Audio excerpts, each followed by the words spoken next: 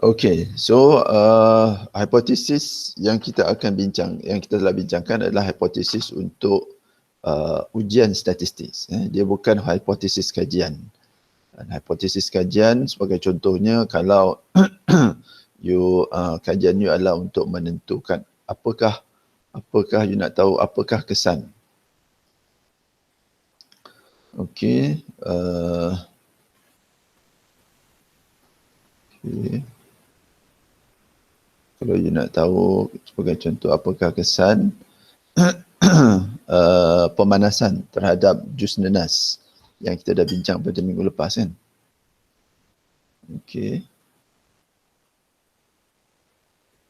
Okay, sebagai contoh, katakan you nak tentukan, you nak tahu, you nak kaji, okey, apa kesan pemanasan. Okey. Okey, apakah kesan pemanasan terhadap kandungan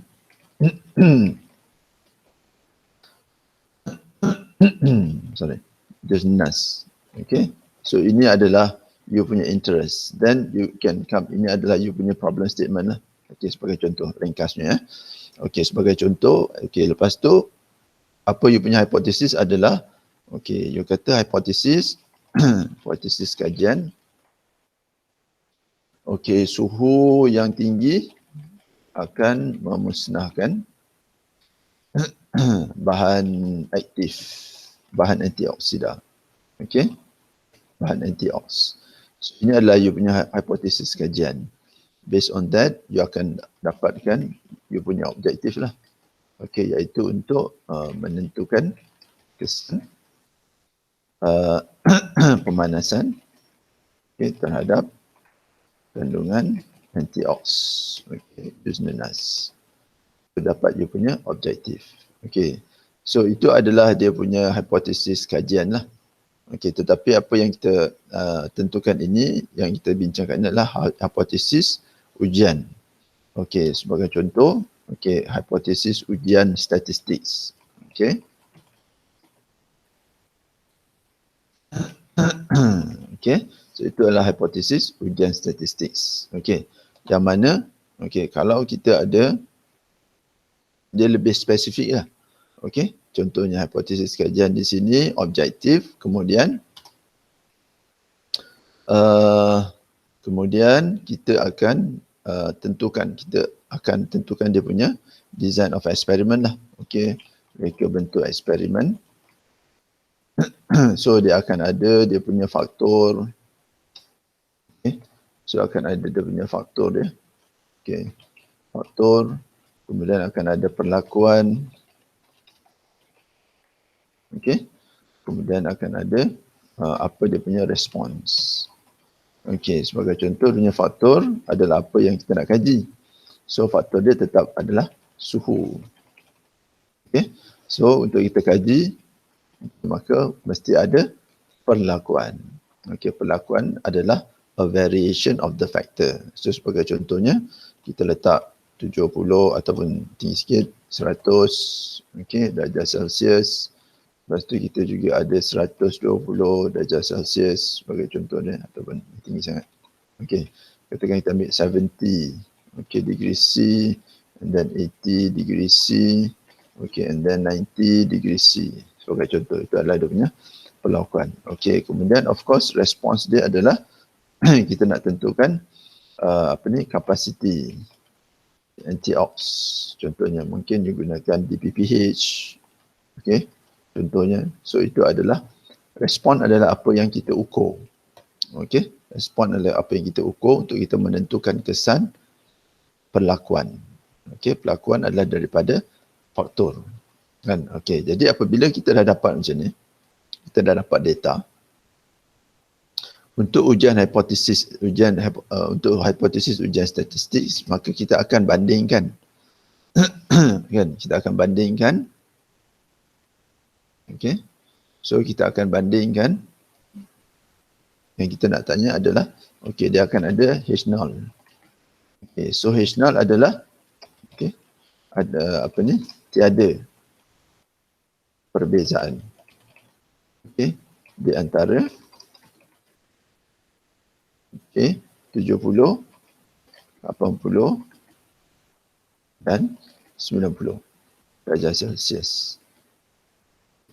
Ada perbezaan di ppH. Nilai di ppH okey di antara sampel. Antara jus okey yang dipanaskan pada 70, 80, 90 darjah Celsius. So bermaksud kita boleh kata iaitu okey kalau dia kata mu dia okey min 70, dia punya average min dia min 70 sama dengan min 80 sama dengan min untuk 90 darjah Celsius. Okey. Iaitu kita akan tentukan kapasiti antioks okey untuk setelah pemanasan pada 70, 80 dan 90. Kemudian kita akan compare between 70, 80 and 90. Kan? Dia punya min dia. Ada tak beza? So itu yang dimaksudkan di sini. mu1 sama dengan mu2 sama dengan mu3. Okay, so and then alternate hypothesis. Bila kita bercakap tentang alternate hypothesis, so bermaksud dia adalah HA. So ingatlah yang ini adalah ujian hipotesis, ujian statistik. Kan dia berbeza. Okay, dia punya hipotesis kajian dengan hipotesis ujian statistik. Okay, so HA adalah sekurang-kurangnya at least one min. It's different. Okay, so sebab dia adalah adakah kita ada min 70, lepas tu kita ada okay, min 80, lepas tu kita ada min 90. Okay, yang ini adakah 70 dengan 80 ni berbeza? Adakah 70 dengan 90 berbeza? Adakah 80 dengan 90 itu berbeza? Okay, so apabila untuk apa tu alternate hypothesis, at least one mean is different. Which one kita tak tahu. Okay, tapi kita cuma akan dapat ini adalah untuk apa ni ujian statistik at least one mean is different. Okay, so untuk alternate hypothesis. Okay, so itu adalah hipotesis ujian statistik. Apabila kita menjalankan ujian statistik, maka kita mesti ada hipotesis. Okay. Okay. Kemudian randomization. Okay. Randomization ataupun perawakan. Okay, so we are dealing with unknown system or population. Jadi, of course, variability exists. Okay. Apabila kita nak menjalankan satu kaedah, satu kajian. Okay, sebagai contoh. Okay. Okay. Sekejap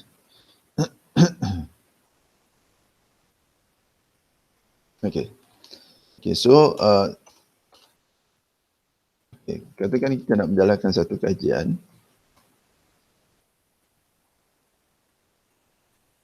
Okay. Okay, apabila kita nak jalankan satu kajian, maka the basic approach, okay, basic approach adalah, okay, pertama sekali, okay, semua mesti malar.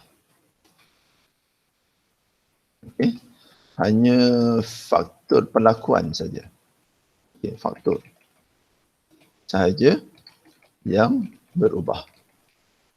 Okay, hanya faktor saja yang berubah. Okay, sebagai contoh, okay, kalau dalam kita punya kajian tadi, okay, sebagai contoh dalam kajian kita tadi, apa yang perlu dimalarkan? Semua sekali. Contohnya darjah kematangan buah nanas. Itu pun kena malar. Apa lagi? Okay. Dia punya apa ni? Isi padu jus yang diuji. Okey, mesti dimalarkan. Okey. Apa ni? Suhu. Okey. Suhu yang digunakan perlu dimalarkan. Dia tak boleh naik, fluctuate. Dia mesti malar. Okey. Okey, semua. So, everything mesti malar. Okey, yang berubah hanya faktor saja. So, dengan itu apa pentingnya? So, dengan itu apa-apa perbezaan. Okey. Apa-apa perbezaan. Okey, sebagai contoh yang kita ini contoh dimalarkan. Okey. Kemudian kalau di sini contohnya yang diubah. Okey, iaitu suhu ni tadi kita yang diubah. Okey. Yang diubah adalah suhu. Okey. So dengan itu apa-apa keputusan yang kita dapat, maka kita boleh attribute, kita boleh kata ianya adalah disebabkan oleh suhu dan bukan perkara lain. Sebab perkara lain semua sama. Jadi ianya adalah disebabkan oleh suhu. Dan only kita boleh fulfill kita punya objektif, menentukan kesan pemanasan. Kalau perkara-perkara lain berubah, dan kita tak boleh nak attribute apa yang kita nampak ini tadi kepada suhu. Sebab mungkin disebabkan oleh darjah kematangan yang berbeza. Sebagai contohnya. Kan? Sebab darjah kematangan juga akan mempengaruhi kandungan antioksida. Okey. So semua itu perlu diambil kira. Kan? Semua itu perlu diambil kira. Jadi dengan itu, okey. Semuanya perlu dimalarkan melainkan suhu. So suhu saja yang diubah-ubah. Okey. Jadi itu adalah the most basic approach. So macam mana you all nak tahu apa yang perlu dimalarkan, apa yang boleh diubah. Okey. Sebab apabila you all semua menjalankan kajian, maka you all semua akan buat kajian-kajian yang berbeza-beza. Kan? Okey, kajian-kajian yang mana kamu semua pun tidak pernah jalankan. Okey. So untuk itu perlu memahami sistem. Sebab itulah perlu ada kajian kepustakaan, iaitu literature review. Tujuan dia adalah untuk mendapat maklumat asas terhadap sistem ataupun isu yang mana you akan kaji. So dengan itu you boleh tahu, okey, apakah faktor yang mempengaruhi. So dengan itu perlu dimalarkan. Okey, so ia membantu untuk you punya decision making. Apabila you semua lebih mahir, lebih banyak pengetahuan, maklumat berkenaan dengan apa yang you akan kaji. Sebab itu perlu membuat kajian kepustakaan. Okey, bukan setakat untuk nak tebalkan tesis saja. Okey, so perlu. Okey, so dengan itu kena banyakkan baca. Sebab itu you akan dapat, insya-Allah akan dapat master. Master ni maksudnya you have mastered a certain field. And a certain field. So bila mastering maksudnya you tahu lebih daripada orang lain. So tahu datang daripada pengetahuan datang daripada membaca. So sebab itu dalam first semester ini you kena banyak baca dan prepare a good literature review. Okay. So dengan itu you boleh malarkan apa yang mungkin mempengaruhi. Sebagai contoh, kalau dalam kes ini, okay, kalau kita tidak tahu bahawasanya darjah kematangan buah akan mempengaruhi kandungan antioksidan, so dengan itu kita tidak akan malarkan dia. So nanti bila you dapat result yang mungkin tidak baik, huru-hara dan sebagainya, okay, dan you tidak akan dapat the truth. Remember, kenapa kita jalankan penyidikan adalah disebabkan kita nak dapatkan the truth. Okay, kajian itu. Okay. Okay, so satu lagi aspek adalah, okay, kita dah tahu bahawasanya sememangnya kita dealing with biological samples. Okay, kita dah discuss sebelum ni. Okay, kita dealing with biological samples, okay, yang mana kita ada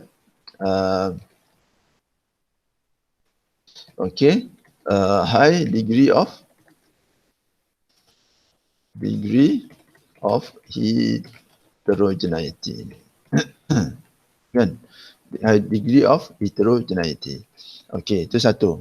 Secondly, kita akan ada errors. Okey, akan ada errors. Sebab tu bila kita buat satu, contohnya very simple, kita nak tentukan moisture content. Okey, kita buat sekali, kita buat 2 kali, dia punya result dia tidak sama. Okey, so itu adalah error, instrumental error, personal error dan sebagainya yang always ada, kita tak boleh nak elakkan. Okey, secondly adalah apa yang kita lebih concern adalah kita ada apa kita namakan sebagai confounding factors. Okey. Confounding factors ni adalah faktor-faktor yang akan mempengaruhi kita punya data kita. Okey, akan mempengaruhi kita punya data tetapi kita tak tahu sebenarnya faktor-faktor ini. Okay, sebab all of you will be doing something which people have not done before. Okay, jadi bukan macam masa undergrad yang mana you all buat amali. Okay, so yang itu kita dah tahu apa dia punya outcome dia. Okay, it's just a matter of repeating what has been done before.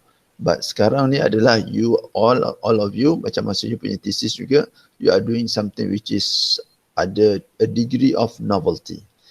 Okay, a degree of novelty. Maksudnya perkara yang baru. Okay, perkara yang baru. Okay, jadi dengan itu, walaupun you all baca sebanyak mungkin untuk prepare a good literature review, which is good, tapi you will never be able to understand everything. Because, why? Because these are new stuff. Okay, new things that you are going to do research on. So there will always be a possibility that there are, even with our best effort, okay, there is a possibility that there are confounding factors. Okay, factors yang mana boleh mempengaruhi data tapi kita tak tahu. Kan, yang ianya wujud pun. Okay, so bila kita buat research, always ada risk of confounding factors. Okay, so macam mana kita nak supaya kita punya data ni result adalah yang nearest to the truth. Okay, iaitu dengan kita perlu jalankan randomization. Okay, jalankan randomization. Okay, jalankan randomization. Okay, perawakan. Okay, sebagai contoh, okay. So kita need to randomize to minimize bias. Okay, so randomization ni ianya simple, tapi biasanya pelajar tidak buat.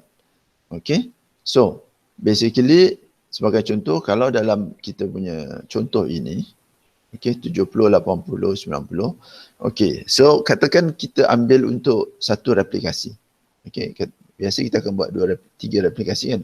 So contohnya kita fokus on one replication. So apabila ada one replication, so maksudnya you akan ada 3 sampel, 3 jus nanas. Okay, you akan ada 3 jus nanas yang mana satu jus nanas, satu sampel you akan panaskan pada 70 darjah Celsius. Okay, sampel yang kedua you akan panaskan pada 80 darjah Celsius. Sampel yang ketiga you akan panaskan pada 90 darjah Celsius. Okay, so dia ada 3 kat situ. Okay, okay, so kebiasaannya, okay, apa yang pelajar akan buat, okay, adalah pelajar akan ambil satu sampel, akan buat panaskan pada 70 darjah Celsius dahulu. Okay, kemudian pelajar akan panaskan pada 80 darjah Celsius pula. Okay, kemudian baru pelajar akan panaskan pada 90 darjah Celsius. Itu untuk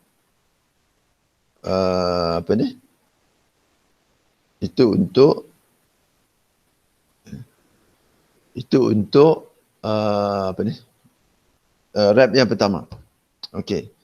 Okey, kemudian Pelajar pula akan gunakan untuk rap yang kedua, rap yang ketiga. So sama untuk tiga rap. Okey, saya tulis kat sini ya. Sekejap saya cuba untuk lakarkan dia. Okey.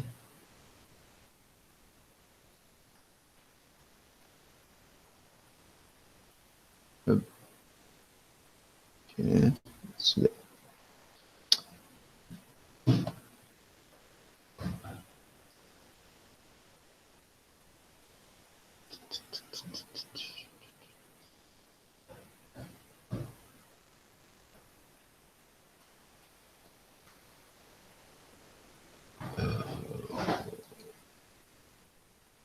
Okey.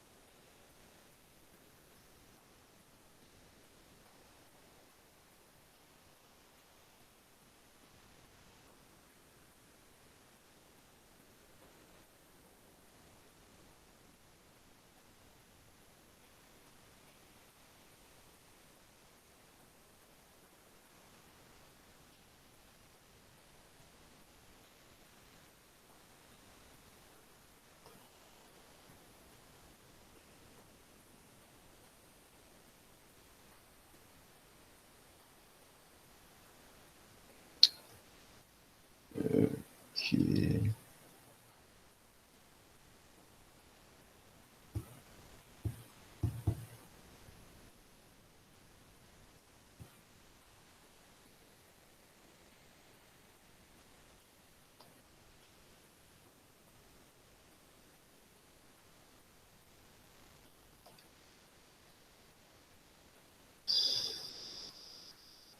Okay, sorry kejap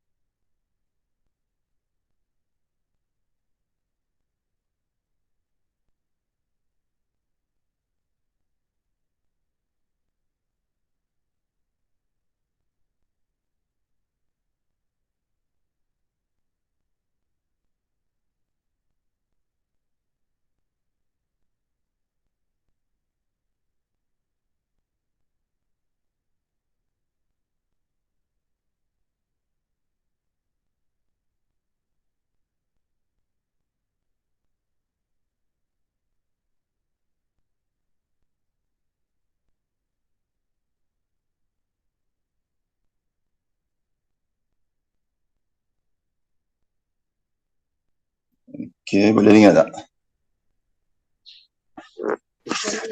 Boleh, Prof. Boleh. Boleh.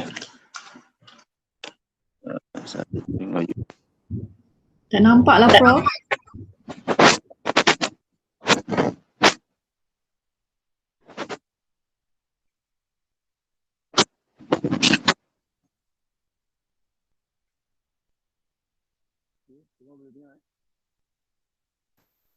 Slow, Prof.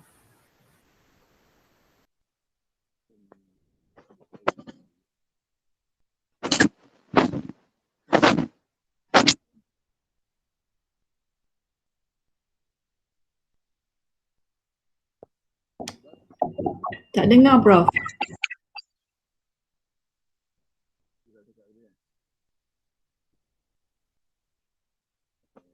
Sikit lagi.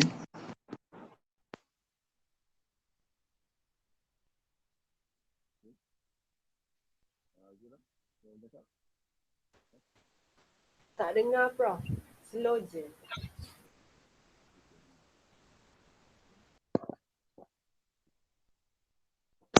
Okay. Cuba sekali lagi cakap.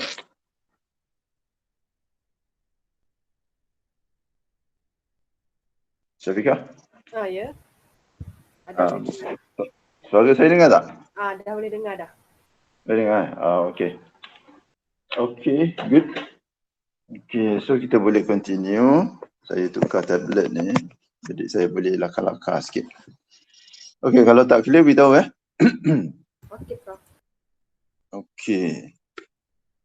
Okay, so saya akan present. Okay, present screen. Okay, saya onkan kamera. Okay. Present screen. Okay. Okay. Present screen. Mana tadi? Present screen. Okay, start present. Start now. Okay. Okay, so boleh nampak Boleh nampak. Boleh. Boleh. Okay, good. Okay, so sekarang mana itu tadi saya teringat dah. Okay, randomization. We need to randomize. Okay, kemudian so confounding factors Okay, so apabila kita menjalankan kajian, kalau macam ianya adalah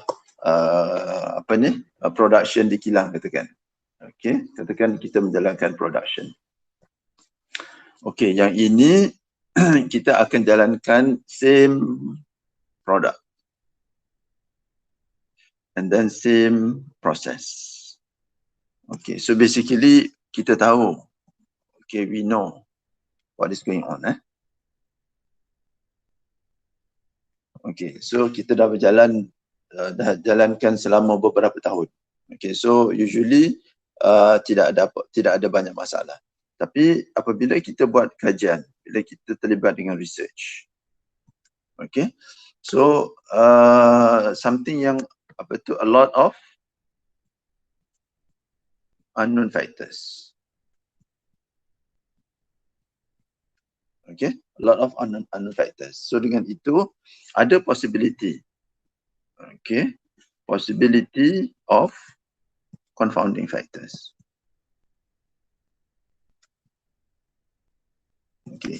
So apa yang kita perlu buat adalah untuk kita address this, supaya apabila apa yang kita dapat adalah nearest to the truth. So itu yang kita nak. So dengan itu, sebab itu pentingnya macam mana kita nak address this one. So kita kena buat randomization. Sebagai contoh macam tadi, katakan kita ada 70 degree C, 80 degree C, and then 90 degree C. So dengan itu, apabila kita nak jalankan ini, so kita ada katakan rep 1, and then kita ada rep 2. and then kita ada rep 3. Okay, so usually pelajar dia akan buat rep 1 dulu. Okay, katakan kita ada jus nenas, kita ada nenas. Okay, lepas tu kita akan extract dia punya jus. Okay, this juice kita akan bagi pada 3. Okay, yang ini 70, 80 and 90. Okay, so biasanya pelajar dia akan ambil ini dulu. Buat 70, ambil, masukkan dalam water bath untuk pemanasan. Lepas tu dia akan dapat dia punya sampel dia. Kemudian yang ini pula masuk water bath yang kedua, kemudian yang ketiga. Okay, 1, 2, 3. Itu untuk rep 1. Untuk rep 2 pula sama juga. 1, 2, 3. Untuk rep 3 pun 1, 2, 3. So, okay. So itu adalah systematic. Tapi apabila kita nak apply kita punya treatment, kita tak mahu systematic. Disebabkan bila ada systematic, okay, akan ada possibility of confounding factors. Okay, kita tak address. So apa yang kita perlu buat sebenarnya adalah untuk kita randomizekan semua sekali. Okay, untuk kita randomizekan semua sekali. Okay, sebagai contoh, okay, katakan untuk rep 1.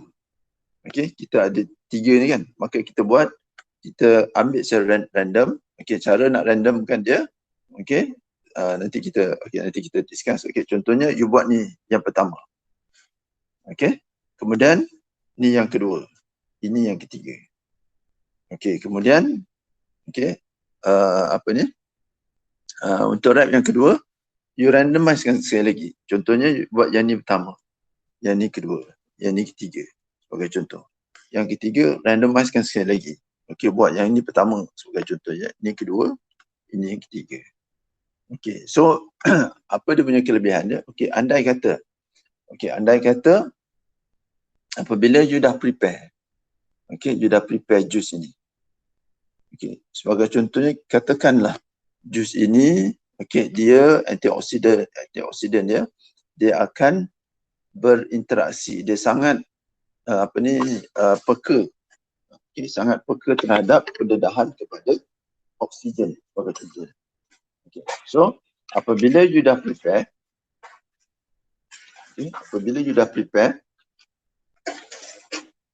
okay, so you akan uji sampel yang 70 dulu. Okay, so you buat yang ni yang pertama, yang dua ni dia akan terdedah kepada oksigen. So yang ini terdedah lama, yang ini terdedah lagi lama. Kan? Jadi yang kedua pula, rep kedua you buat sequence yang sama. Rep ketiga you buat sequence yang sama. Okey, so apa yang berlaku adalah kemudian yang ini semua kita akan dapat dia punya DPPH kan. And then kita akan dapat dia punya average. Okey. So yang ini kita akan dapat dia punya average untuk 70. Ini adalah average untuk 80. Ini adalah average untuk 90. Kan? Okey. So kita akan campurkan nilai and then kita dapat. Tapi bila kita buat secara sistematik, apa yang berlaku adalah result untuk 70 ini is always the least exposed to oxygen. And result untuk 80 is in the middle. Okay. But the result for 90 will always be the longest exposed to oxygen. So apabila kita buat dia punya ni, okay, dia punya average ni, kita fikir ini adalah kesan daripada suhu. Okay, ini kita fikirkan kesan daripada suhu. Tapi sebenarnya ianya dipengaruhi oleh jangka masa pendedahan kepada oksigen. So itu yang kita namakan sebagai confounding factor. Tetapi kalau kita buat randomizekan macam ni, okay, so kadang-kala yang ini the least exposed untuk rep 1. Untuk rep 2 dia yang longest exposed. Kan? Untuk rep ketiga dia yang middle exposed. Okay, sama juga macam ni. Okay, ada yang longest expose, ada yang middle expose, ada yang the least expose. Kan? Jadi apabila semuanya terdedah kepada confounding factor, sebab kita tak boleh nak kawal confounding factor because we do not know. Kan? Yang ini adalah contoh je yang saya cerita ni, dan sebagai contoh saja. Tapi mungkin in real life, okay, when you really do your actual experiment, there is always a possibility that there are confounding factors yang mana kita pun tak tahu. Dan yang mana kita tak tahu kan. Okay, so dengan itu apabila macam contoh tadi, apabila confounding factors, walaupun dia punya masa dia terdedah pada oksigen, kita tak dapat nak kawal. Okay, tetapi apabila semuanya terdedah kepada perkara yang sama, maka kesan itu akan apa yang kita namakan sebagai being nullified. Okay, dia akan dibatalkan sebab semua sama. Semua dapat pendedahan yang sama. So kesan dia adalah dibatalkan. Okay? Okay, so sebab itu adalah penting sebab itu adalah penting untuk menjalankan randomization. Okay? So cara untuk menjalankan randomization adalah dengan antaranya adalah kita boleh ambil daripada komputer. Sekarang kita banyak guna software. So software ada apa yang dinamakan sebagai random number generator. Okey, dia menghasilkan random number, tapi sebenarnya tidaklah betul-betul random, sebab bila kita gunakan komputer, kita akan ada algoritma. Bila algoritma, maksudnya dia tidaklah 100% random. Kan? But acceptable. Okay? Tapi ianya adalah acceptable. Okay? Okay, so ini satu. Okay, yang kedua adalah dengan kita yang secara tradisional lah, yang macam you all semua buat masa tadika dulu. Okay, on a piece of paper, okay, just write 70 degrees C, another piece of paper 80 degrees C, and the last piece of paper 90 degrees C, and then gulung, roll them up, okay, and then cabut undi. Okay, so sebagai contoh, kalau untuk yang rep 1, okay, cabut, then dapat 80. So 80 will be number 1. Okay, and then cabut yang kedua dapat 70. 70 will be the second. And then lastly, of course, 90 will be the third. So when you go into the lab and you want to do your first rep, okay, you have to do 80 degrees C first. Okay, and then 70 degrees C, followed by 90 degrees C. Okay, this is what we call as the run sequence.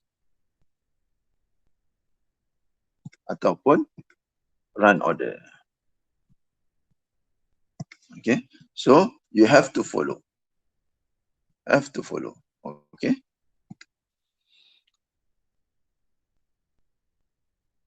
Okay. Okay, so itu adalah randomization. Okay, itu adalah randomization. Okay. Okay.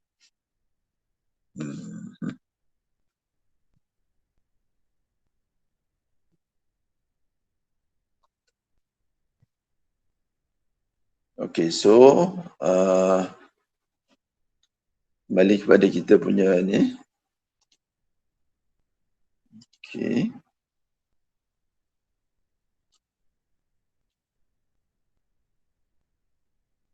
Okay.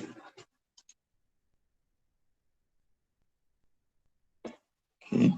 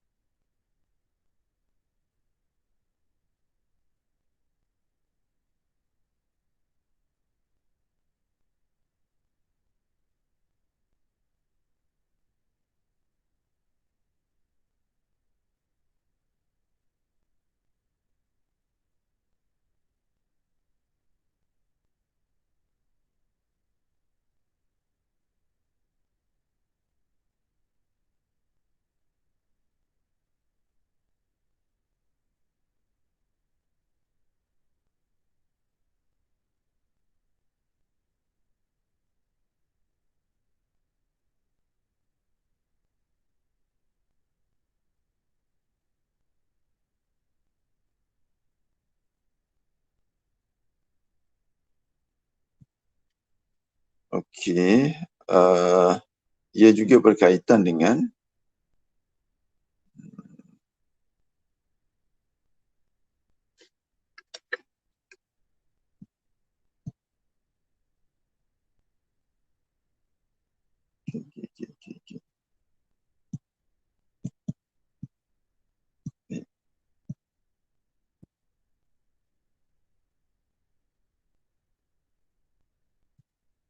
okey. Sekejap eh.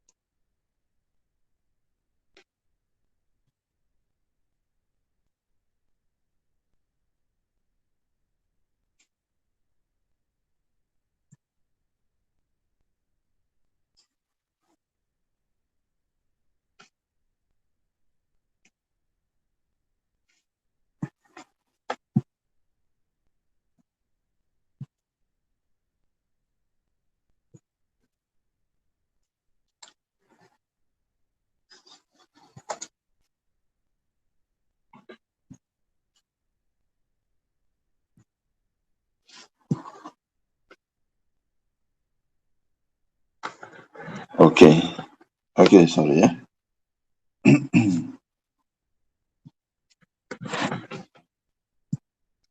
Okey. Saya ingat semester ni saya tak nak guna tab, tapi perlu guna juga. Sebab nak tulis-tulis susah. Okey.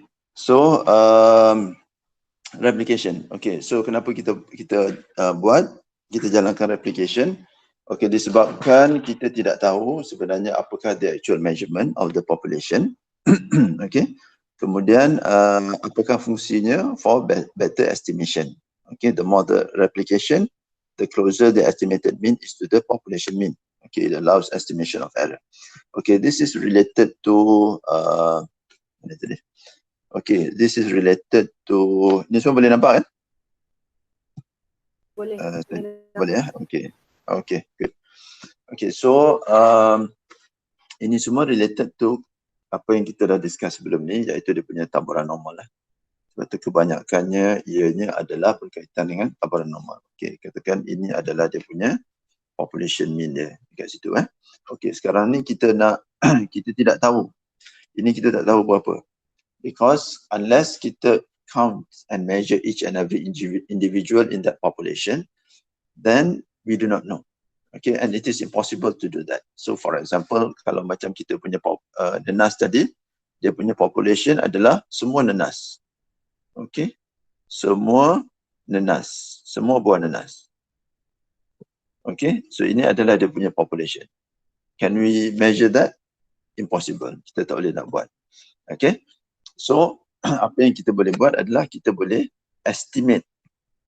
Okay, untuk kita estimate the mean dekat sini, okay, maka kita ambil sampel. Okay, so kita ambil sampel. Okay, katakan sampel 1, lepas tu kita ambil sampel 2, ambil sampel 3. Okay, bila kita ambil sampel 1, it can come from anywhere. Kan? It can come from anywhere, kita tidak tahu. Tetapi disebabkan oleh the majority of the population, okay, adalah di sekitar ini. So apabila kita ambil sampel ataupun wakil, so ada higher probability yang 3 sampel ini datang daripada sini. And higher probability. Tapi can we be sure? The answer is no. We cannot. We cannot be sure. Okay. So it is a probability. So remember, dia punya ciri-ciri dia adalah decisions are made based on probability, not on actual facts. Okay, because we do not know the facts. Okay. So sebab itu assumption dia adalah penting. Okay, ianya adalah taburan normal. Kerana kalau dia bukan taburan normal, okay, katakan macam ni, okay, so dia punya mean tetap juga di sini, sama. Okay, tetapi probability dia, kalau kita ambil 3 individual, okay, probability untuk datang di sini, daripada sini adalah sama dengan probability ianya datang daripada sini. Walaupun ianya adalah, jaraknya adalah jauh. Okey, daripada, okey, jaraknya adalah jauh. Okey. Okey, jauh daripada mean.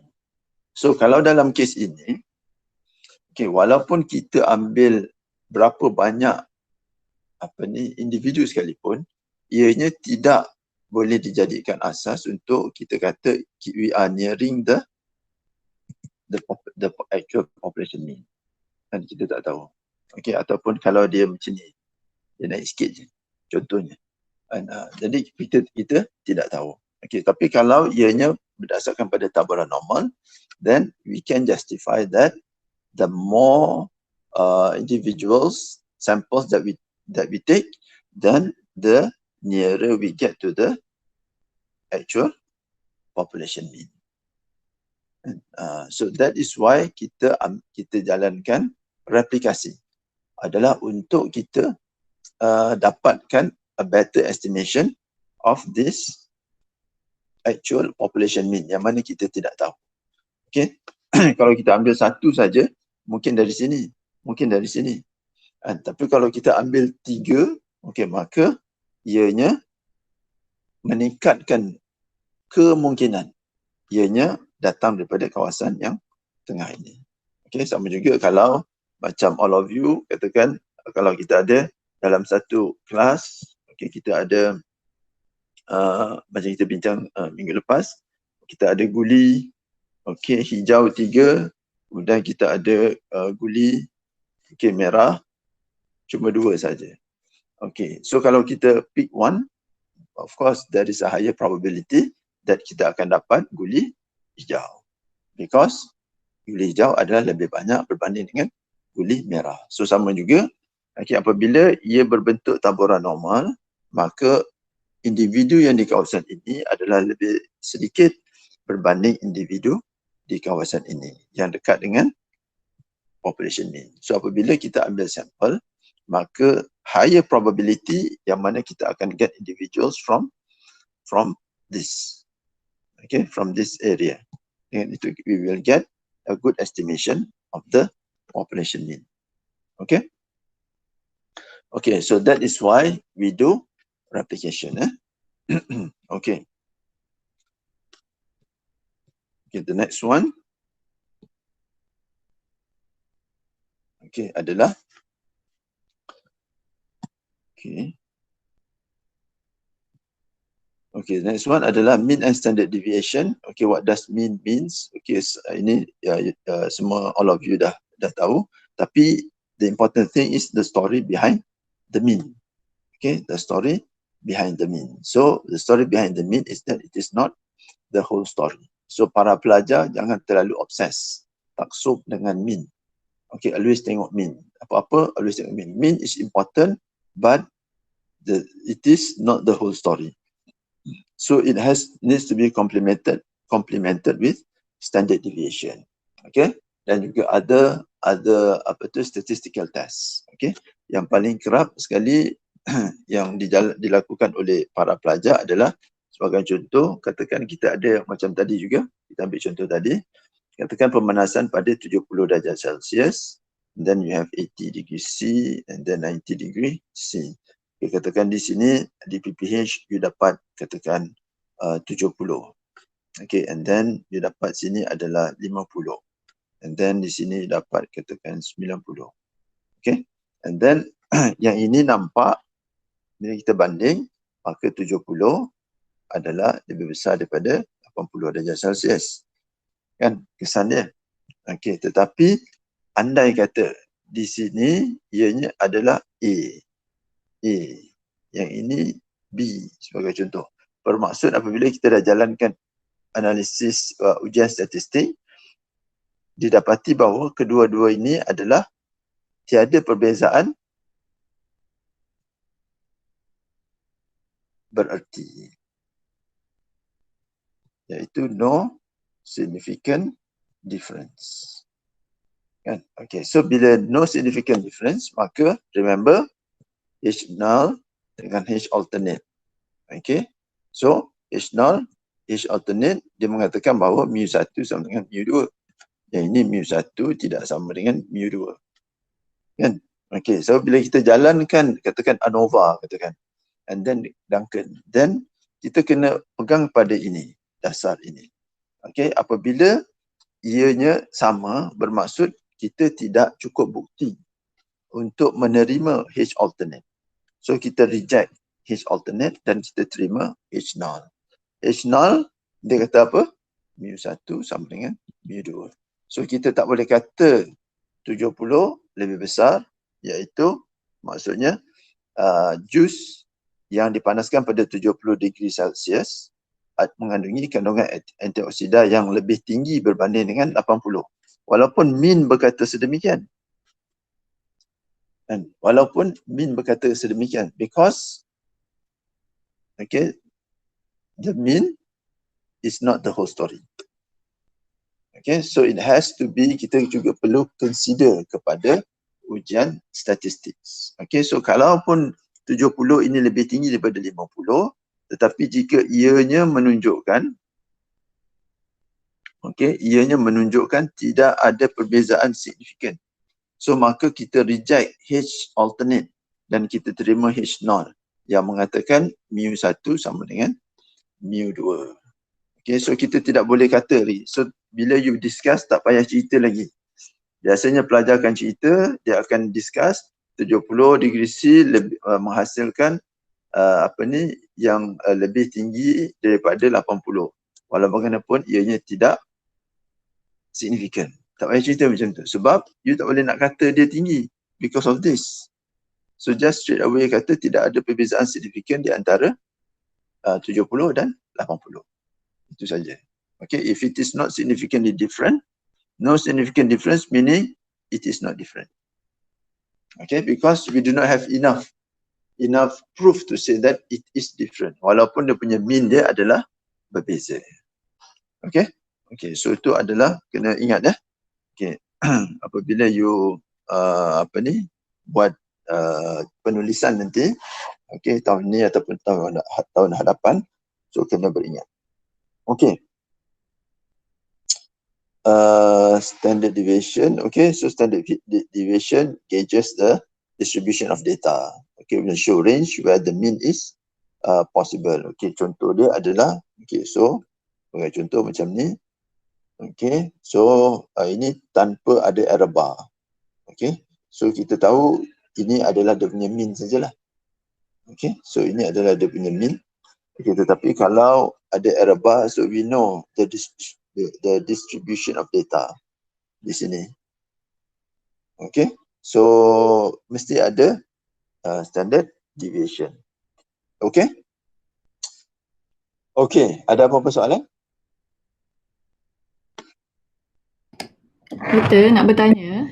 Okay, kalau yang macam kita buat eksperimen macam thermal behavior menggunakan DAC for example, kita dapat graph daripada DAC itu sendiri kan.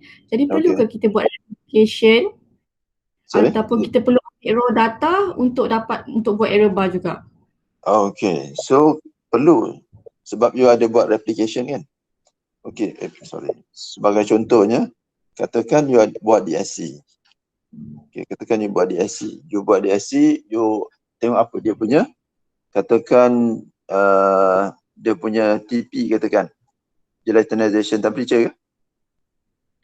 Kita tengok dia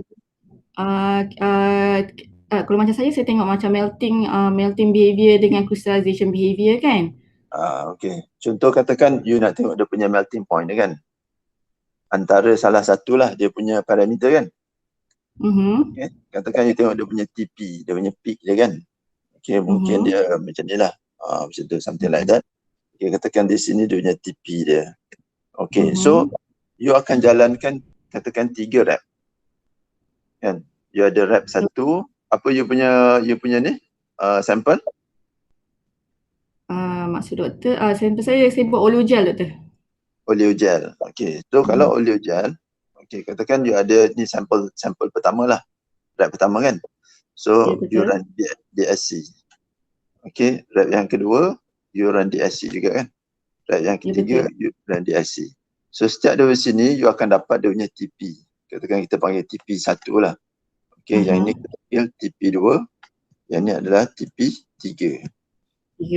Kan? Okay, so yang ini ni nanti you kena summation.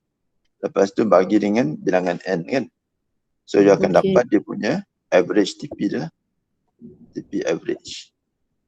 Okay, misalnya kalau dalam thesis, kita kalau kita nak tunjuk graph juga daripada DAC, kita hanya tunjuk satu je lah doktor. You tunjuk satu, then you katakan ini adalah sample thermogram. Okay. And then pada masa yang sama, you akan ada you punya jadual lah. Kan? Yang mana sebagai contoh katakan ini adalah rep 1, rep 2, rep 3 ni. Katakan ini untuk you punya gel A. Lepas tu you ada gel B kan. You ada gel C sebagai contoh. So you tengok kat sini lah. Katakan ini adalah dia punya TP dia. So ini adalah jenis gel. So gel A. Okay, gel B. Dan gel C. Okay, lepas tu TP dia. Ini dia punya average lah.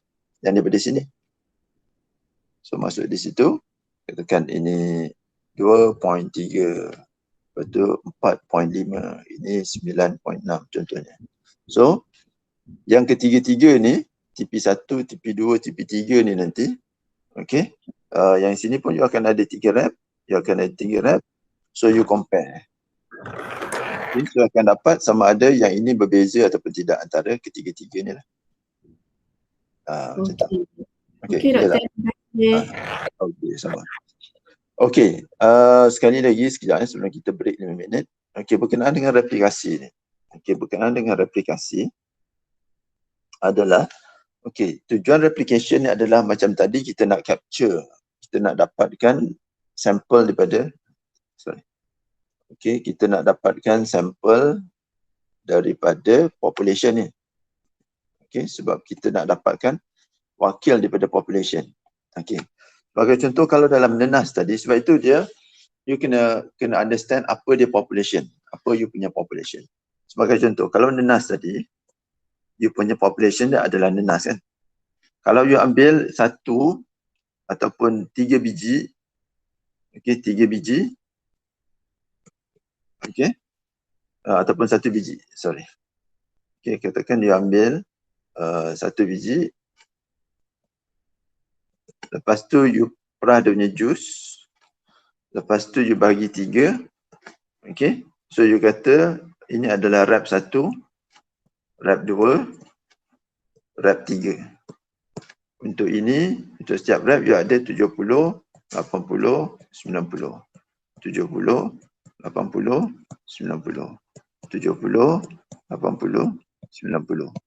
Kan? So yang ini nanti lepas tu, yang ini, you akan dapat dia punya average 70. Kan?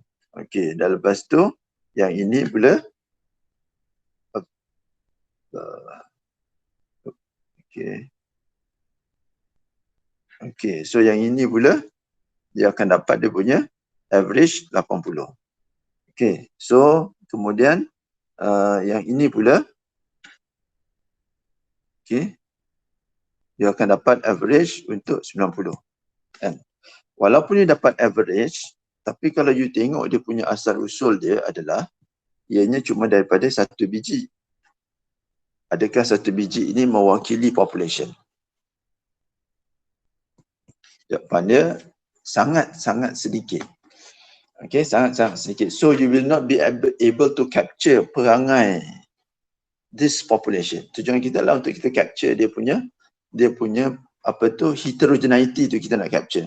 Because at the end of the day, okay, bila you kata okay, ini kesan ini, okay, it is applicable to all the nenas and applicable to the population. Okay, kalau kita ambil macam ni, maka ianya cuma mewakili satu biji nenas. Dia tidak mewakili the population of nenas. And, so apa yang sepatutnya dilakukan adalah, okay, so apa yang sepatutnya dilakukan adalah, okay, dia sepatutnya dia ambil daripada yang ini, population ini, okay, daripada population ini dia ambil 3 biji nenas. Satu biji. Okay, kemudian yang ini dibagikan kepada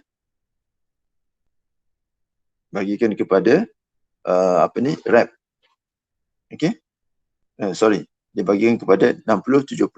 70, 80, 90. Yang ini 70, 80, 90. Yang ini 70, 80, 90. Disebabkan setiap biji ini dia tidak sama. Because dia ada dia punya heterogeneity dia. Kan? Dia tidak sama sebab dia berbeza-beza, and that perbezaan tu yang kita nak capture. So that it is more representative of the nenas population. Kalau kita ambil di sini saja, satu biji, this particular biji nenas is not representative of the nenas population. Okay, so kalau kita ambil 3 biji yang berbeza, maka it is more representative of the nenas population. So dengan itu, sama juga bila you dah jalankan ini, so you akan ambil ini 70, ini 70, ini 70, you akan dapat the average for 70. Okay, and then bila you ambil yang ini pula 80, 80, 80, it is representative. Okay, and then you ambil 90, 90, 90, this is 90. Okay, nampak macam sama kan kalau you tengok kat sini. This 70 datang daripada satu biji nenas. Kan? This 70 datang daripada satu biji nenas. Tapi this average datang daripada 3 biji nenas. So it is a more representative of the population. Okay, so bila you nak buat replication, you kena tengok bagaimana you ambil you punya sampel. Okay, so tapi kalau macam ni, katakan you rasa tak confident. Okay, so daripada 70 ni, you pecah lagi. Okay, saya pisahkan. Okay, daripada 70 ni, you pecahkan lagi. Tapi semua 70. Tinggal you buat banyak sampel. Kemudian you average. Okay, you akan dapat yang ini. You akan dapat satu nilai average 70 ini. Kemudian you akan campurkan dengan 70 daripada yang dua buah lain kan. So bermaksud ini kita namakan sebagai subsampling. It is not replication. Yang ini replication.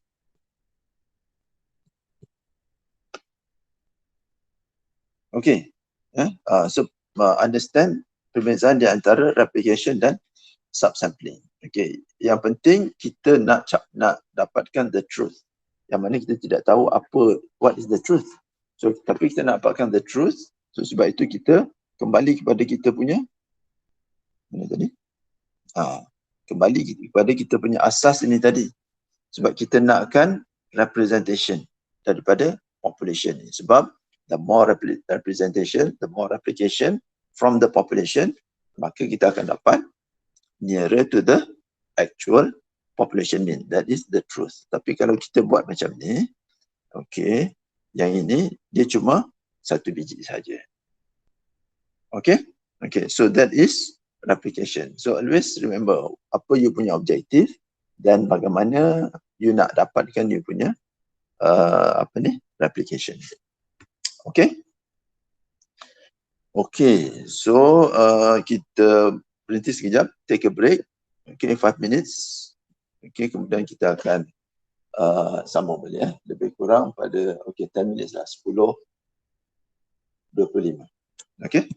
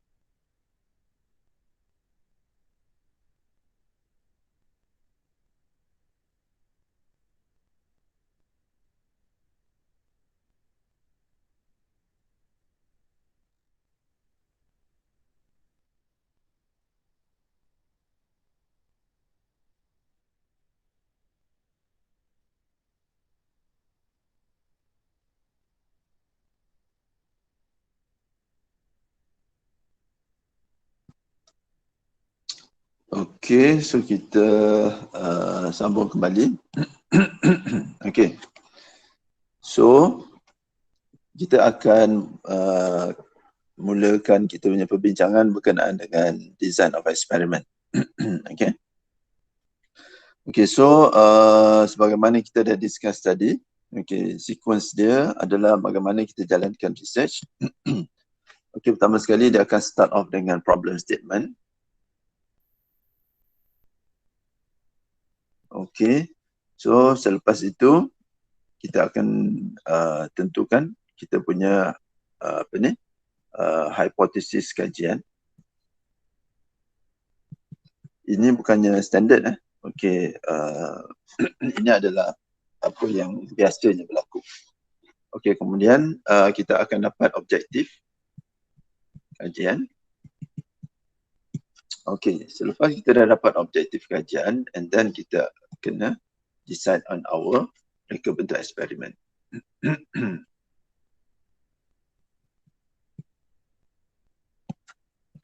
Okey, apa yang dimaksudkan dengan reka bentuk eksperimen? Basically, reka bentuk eksperimen adalah bagaimana how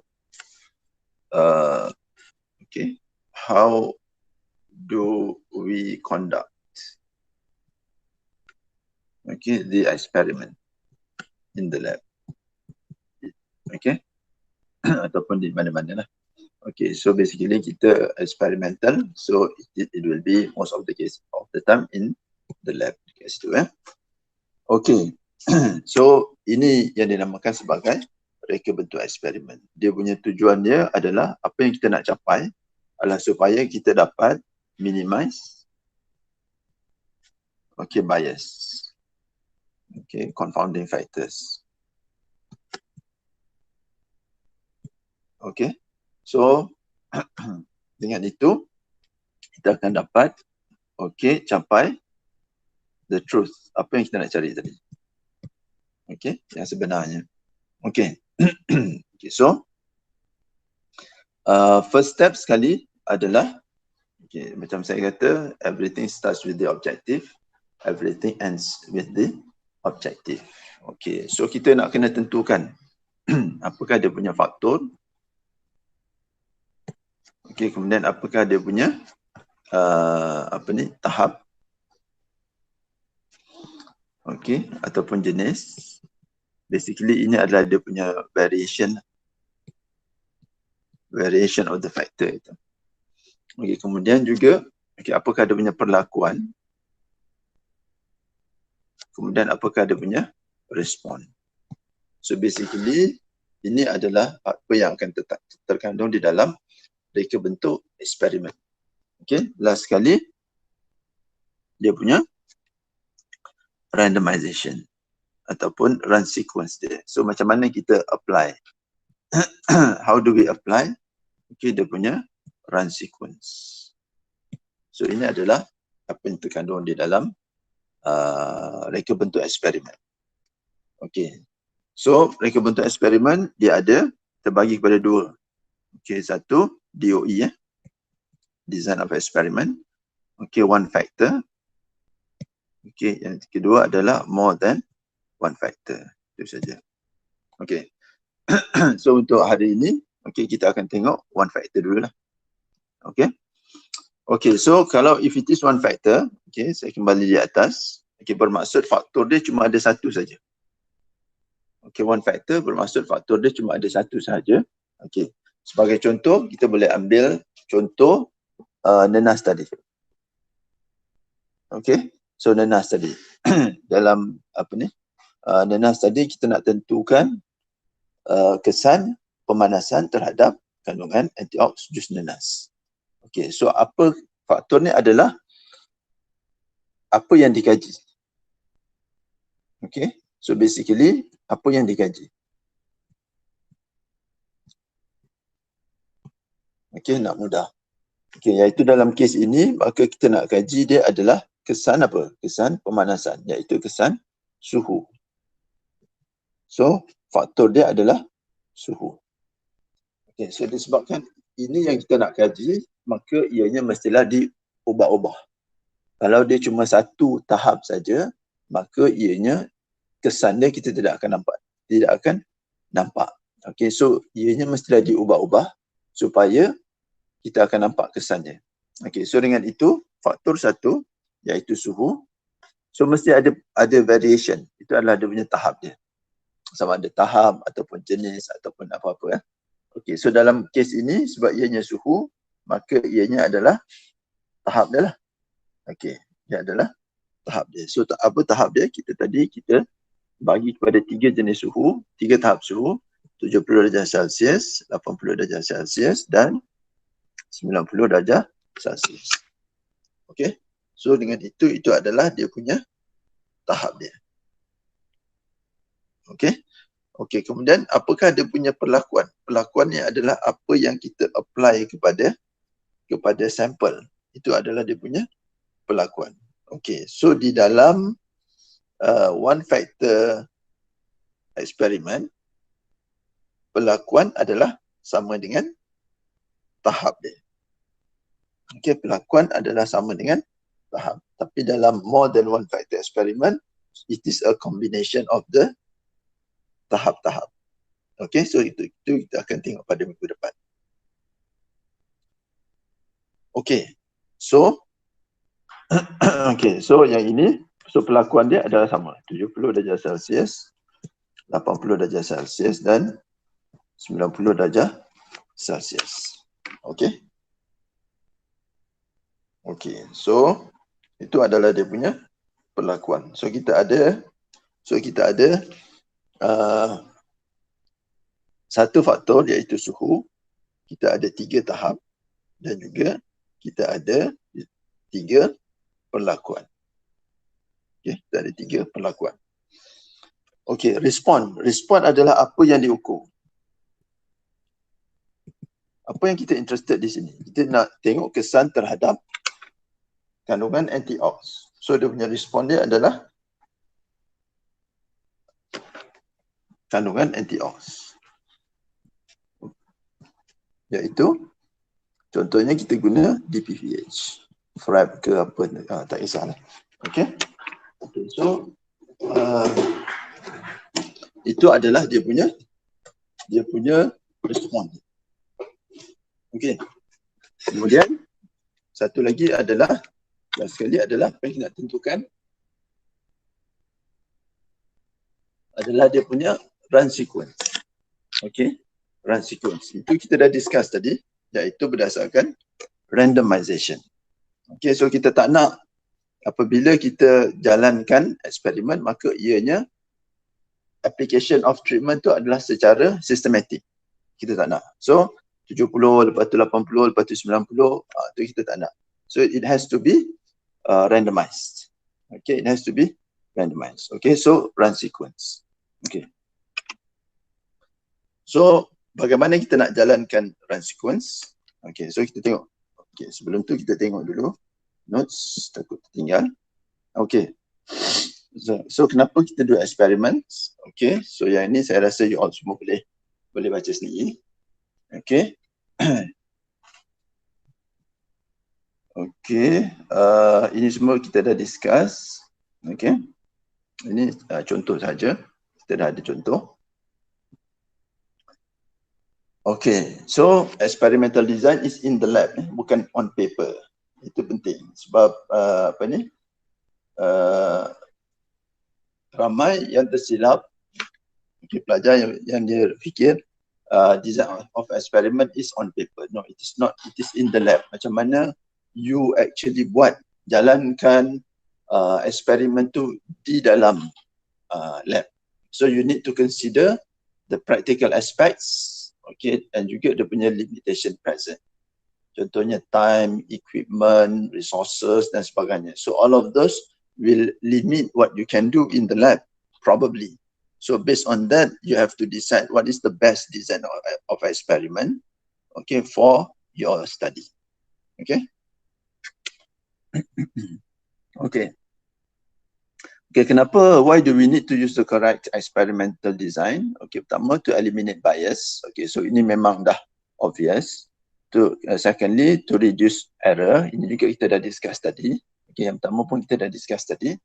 Okay, kemudian different experimental design will use different statistical equation.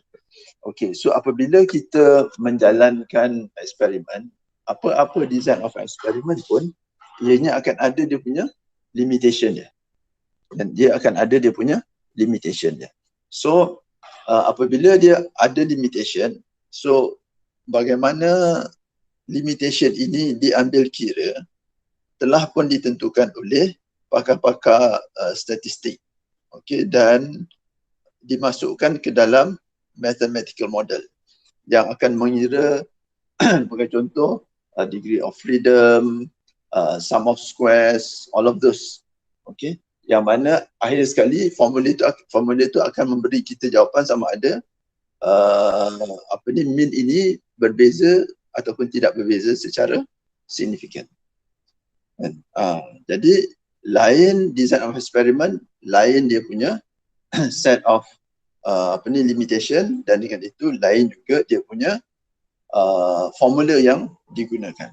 Jadi kalau kita sebagai contohnya di dalam makmal kita buat mengikut satu jenis design of experiment, and then semasa perkiraan kita menggunakan kaedah ataupun design of experiment yang berbeza, dan kita takut apa result yang kita dapat itu bukanlah result yang sebenar.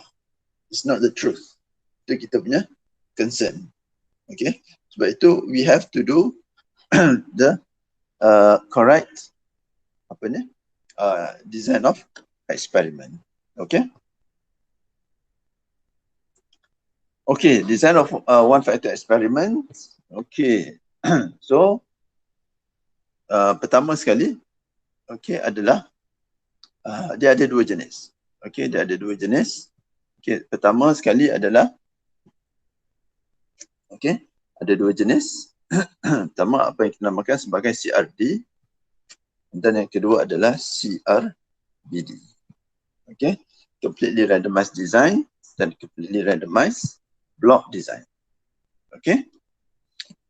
Okay. So kalau yang CRD ini, okay, ini yang most basic and simple, yang mana semua replication dan tu penting, semua replication dan perlakuan di randomized together. Okay, randomized together. Okay. There is no systematic order.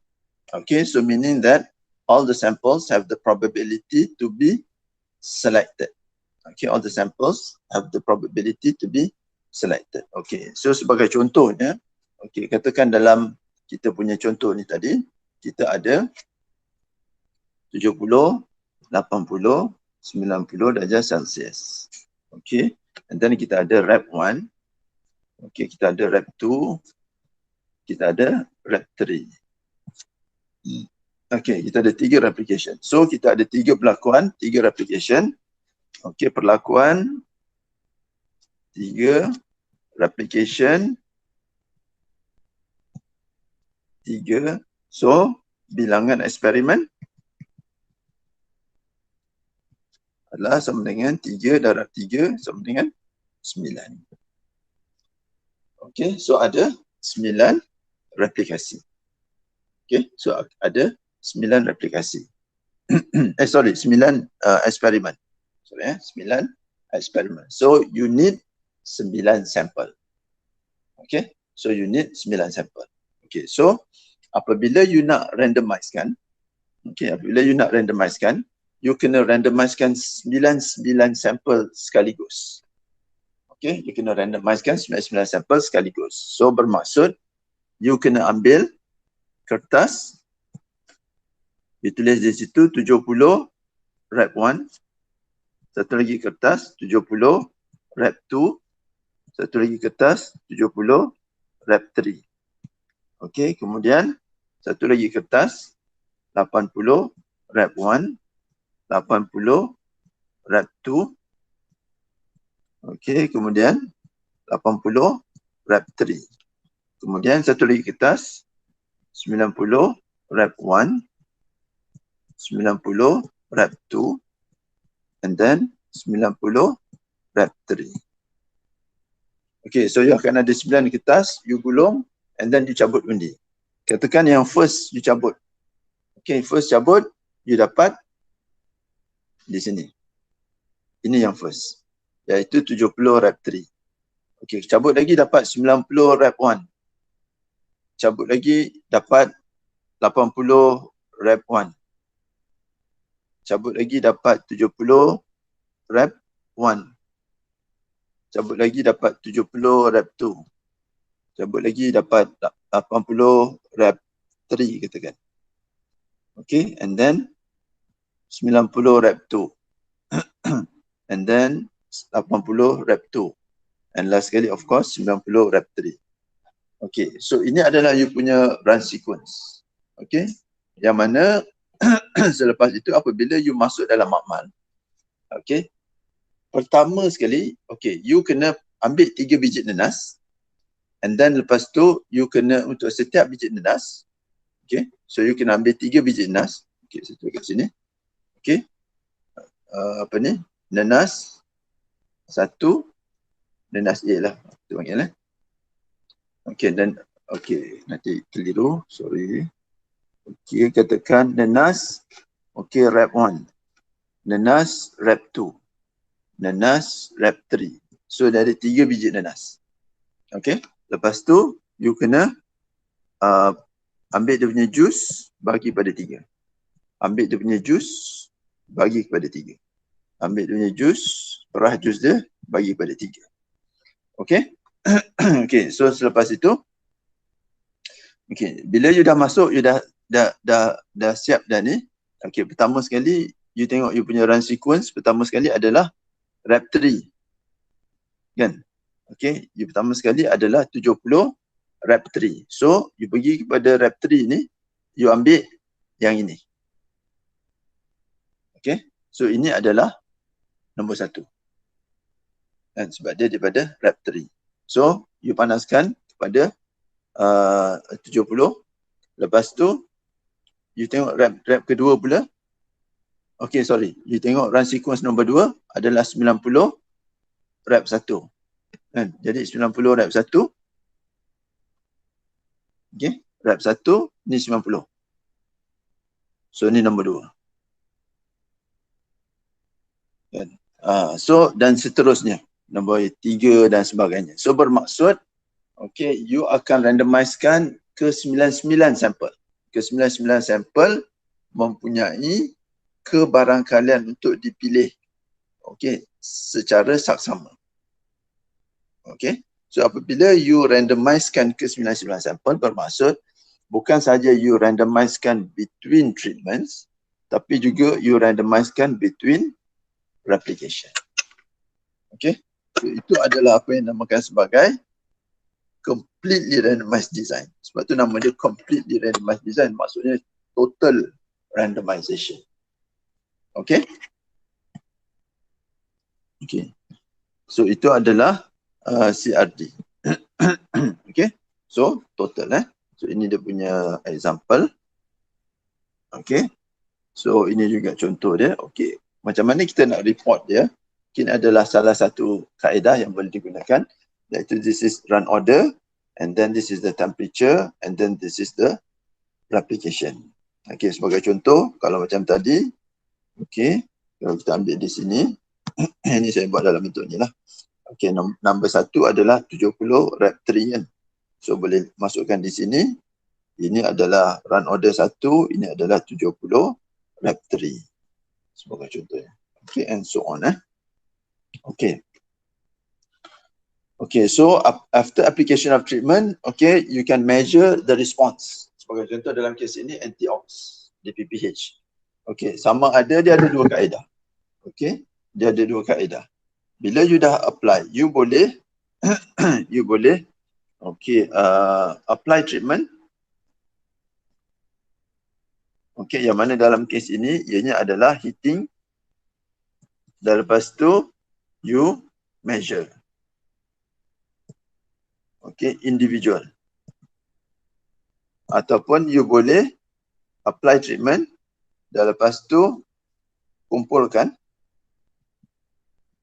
Lepas tu baru measure. Pun boleh juga. Sebagai contoh kalau di PPH, Contohnya you guna plate count reader katakan. So you boleh jalankan sekaligus sebagai contohnya. Okay. Okay, so because design of experiment adalah berkenaan dengan is regarding yang bawah sekali tu. Okay, yang ini the experimental design is regarding the application of treatment and not the measurement of parameters. Okay, so you can measure immediately. You dah buat apply treatment, measure, apply treatment, measure, apply treatment, measure, ataupun you nak apply treatment, kumpul, apply treatment, kumpul. Dah habis semua 99 sampel, baru you nak measure pun boleh juga. As long as you make sure that bila you hold tu, you kumpulkan, maka apa yang you nak ukur tu tidak berubah. Sebagai contoh, kalau it is about antioxidant, okay, then dia mesti dalam botol yang gelap, kedap, tidak ada oksigen dan sebagainya. Contohlah. Okay. Okay. Andai katakan apa ni? You buat ini, okay, dia ada 3 kali 3. Kan? Maksudnya ada 9 sampel. Okay, katakan you ada you ada 5 tahap. 5 tahap suhu. Okay, ada 5 tahap suhu. Okay, kemudian you ada 3 ataupun kita ambil 3 tahap juga lah. Senang. Okay, katakan kita ada 3 tahap suhu, iaitu 70, 80, 90. Tetapi you ada 5 replikasi. Okay, rep 1, rep 2, rep 3, okay, rep 4, and then rep 5. Sebab apa ada lebih daripada 3? Boleh tak? Boleh, tak ada masalah. Okay, lebih banyak rep lebih bagus. Tetapi minimum adalah 3, dan you kena tengok jugalah dia punya heterogeneity of the sample. Kalau sampel dia very heterogeneous, maka better ambil replication lebih. Ya, supaya kita boleh capture dia punya heterogeneity itulah. Okey. Okey, jadi dalam kes ini berapa bilangan eksperimen? Okey, bilangan eksperimen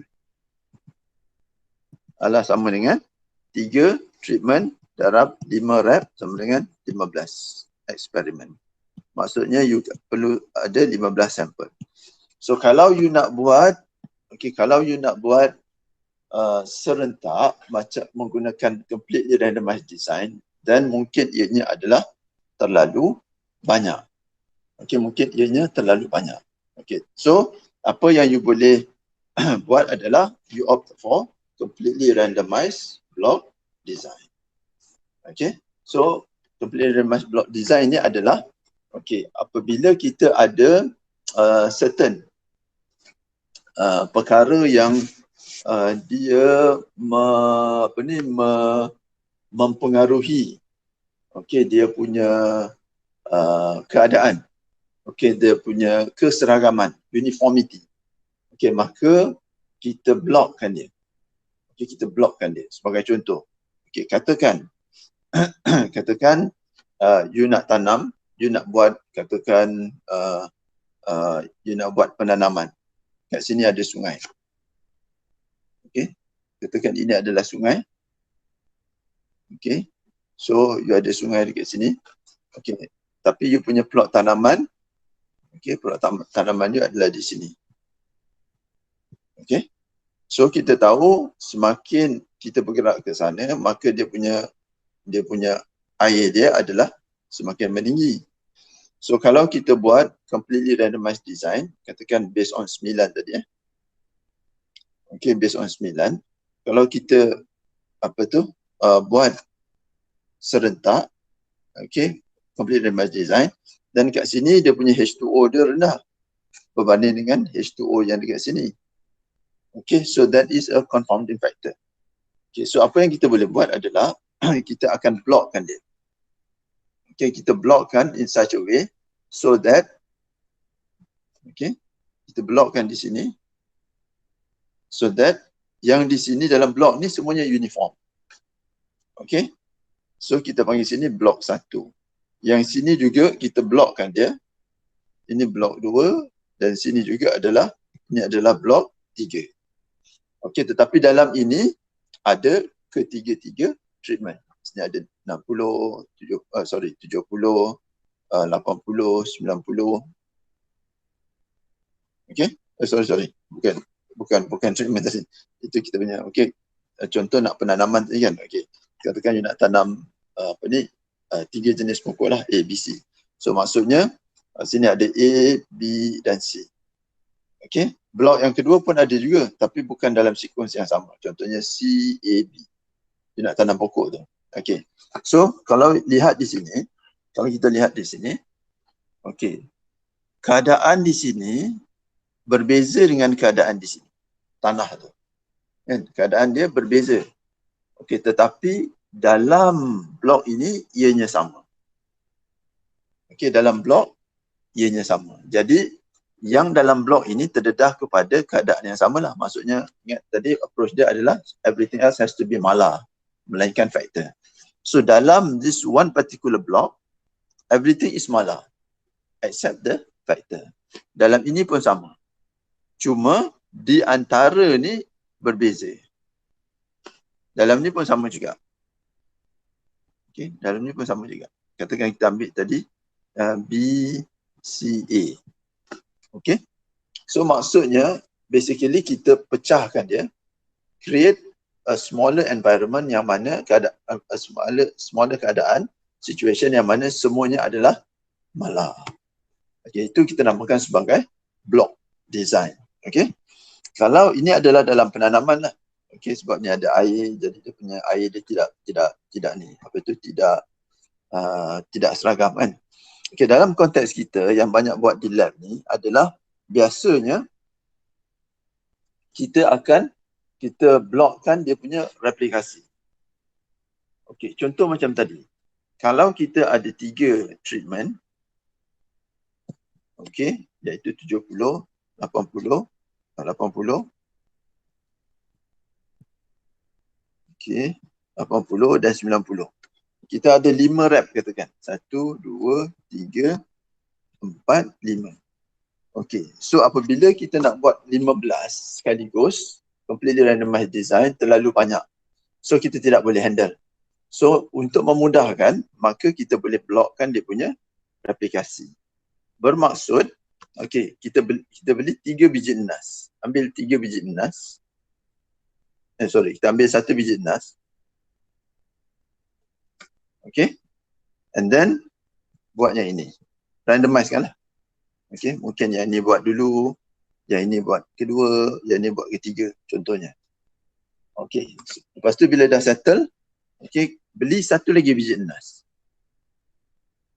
Okay. Beli 1 lagi biji emas. And then buat yang ini pula. Okay. Produce dia bagi 3. And then dah lepas tu. Bila dalam makmal, randomizekan dia, katakan ambil ini dulu. Okey. Kemudian ini, kemudian yang ini. Okey. So, bermaksud biji nanas di sini dengan biji nanas sini dia berbeza kan? Dia berbeza. Tetapi yang dalam ini semuanya dapat yang sama. Ketiga-tiga perlakuan itu subjected to the same sample. Dan kita boleh compare sebab dalam blok ini, dalam replikasi ini semuanya adalah sama kan, semuanya adalah sama juga macam yang ini. Okey, then bermaksud dalam satu hari kita boleh datang lab, ambil 1 biji nanas and then kita kupas, extract and then kita cuma buat 3 eksperimen saja. Okay, dan lepas tu you boleh measure ataupun you boleh simpan dulu you punya sampel. Esoknya you buat untuk rep yang kedua. Esoknya lagi buat rep yang ketiga dan sebagainya.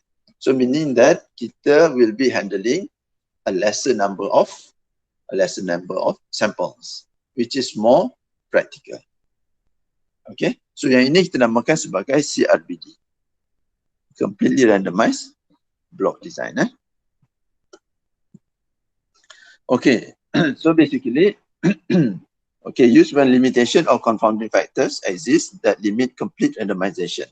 Okay, dan macam tadi dia total randomization di antara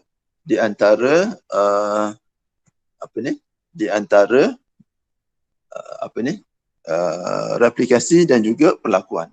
Tetapi kalau ini, kalau you nampak, randomization cuma di antara perlakuan saja. Dan di antara perlakuan ini saja. Dia tidak ada randomization dengan rep yang lain. So masing-masing rep dia buat dia punya own randomization.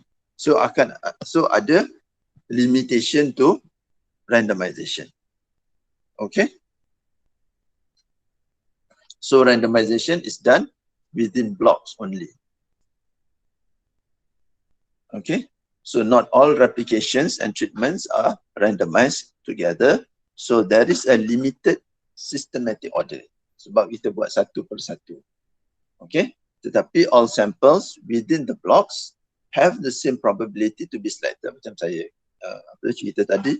And okay, kita randomkan dalam setiap block. Okay, so ini cuma example saja. Okay, boleh baca nanti. Okay, so ini adalah contoh lah bagaimana nak merekodkan. Tak semestinya follow yang ini, tapi ini sekadar contoh sahaja. So dia punya yang lebih ketara kalau kita lihat adalah di bahagian yang lajur paling kanan sekali, iaitu lajur paling kanan kalau you tengok ianya adalah replikasi 111. Bermaksud kita buat replikasi 1 dulu, kemudian buat replikasi 2, kemudian baru buat replikasi 3. So tidak ada randomization between replikasi. So akan ada limited systematic order. Dan itu telah taken into account, accommodated inside the formula bagi statistik tersebut. Sebab tu macam saya kata tadi, kalau kita buat secara CRBD and then bila dalam software kita buat secara CRD, dan kita takut apa yang kita dapat adalah bukan yang betul. Okay? Okay. So ada apa-apa soalan?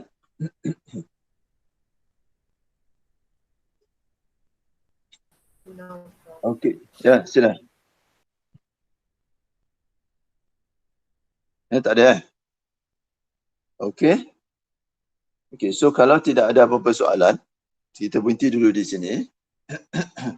Okay, cuma okay, tak apa. Nanti kita minggu depan nanti kita akan buat some practice lah. Okay, so minggu ni kita berhenti dulu di sini. Okay? Okay, terima kasih semua. Terima kasih Prof. Okay, sama. Terima kasih, Prof. Kira sama. Prof akan upload Okay, kan? welcome. Prof? Ya. Nanti video ni Prof akan upload kan? Ya, saya akan upload video. Okay, thank you Prof. Okay. Assalamualaikum dan selamat tengah hari.